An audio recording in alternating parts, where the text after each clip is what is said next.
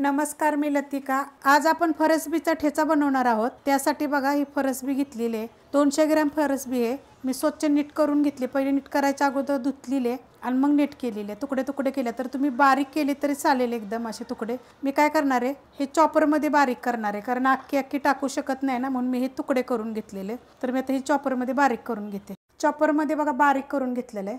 अशा पद्धतीत बारीक करायचं। ठेच्यासाठी बघा आपल्याला हिरव्या मिरच्या पाहिजे, ती अर्धा चमचा जिरे घेतले, लसणाची एक गड्डी घेतलेली, म्हणजे 20 पाकळ्या तरी लसणाच्या आहेत, आणि मोठं मीठ घेतले, तुम्ही बारीक मीठ घेतलं तरी चालेल। आणि हे तिखटवाल्या मिरच्या आहेत, तुम्ही कमी घेतल्या तरी चालतील। आता हे मी खलबत्त्यात कुटून घेते। अशा पद्धतीत बघा कुटून घेतलेलं, जास्त बारीक करायचं नाही। तवा गरम करत ठेवलाय, त्यामध्ये तेल टाकून घेऊया। तेल 1 चमचा टाकायचं, तुम्ही तुमच्या आवडीप्रमाणे कमी जास्त केलं तरी चालेल, आणि गरम होऊन देऊया। तेल गरम झालेलं आहे, त्याच्यात थोडंसं जिरं टाकायचं, कारण आपण जिरं पहिलेच कुटले, त्यामुळे थोडंसं टाकायचं फोडणीला। आणि एक मोठ्या आकाराचा कांदा बघा, जास्त बारीक नाही कापलेला, असा मोठा मोठाच कापून घेतलेला आहे। आणि गॅस आपला मीडियम आहे। आता कांदा पहिला भाजून घेऊया। कांदा भाजलेला आहे, त्याच्यामध्ये आता ही मिरची आणि आपण लसूण कुटला होता ना, तो टाकून घ्यायचा। आता हे पण मिनिटभर परतून घ्यायचं।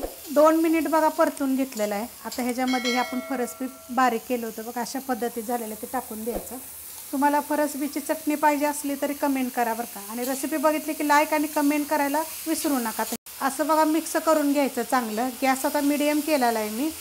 त्याच्यामध्ये थोडीशी कोथिंबीर टाकायची आणि एकसारखं परतून घ्यायचं आहे आपल्याला। कोथिंबीर टाकल्यानंतर बघा एकसारखं असं चांगलं परतून घेतलेलं आहे 1-2 मिनटं। आता ह्याच्यामध्ये आपल्याला मोठे मोठे बघा शेंगदाण्याचं कूट केलेलं आहे, शेंगदाणे भाजलेले आहेत आणि कुटलेले आहेत। आता हे पण मिक्स करूया।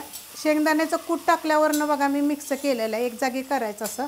तुम्हाला जर चव बघून परत मीठ टाका, कारण मी कुटताना मिरची मीठ टाकलेलं आहे। बारीक गॅस करते आणि 5 ते 7 मिनिट झाकून ठेवूया। बारीक गॅसवर बघा झाकून ठेवलं, तर झाकण काढूया आपण।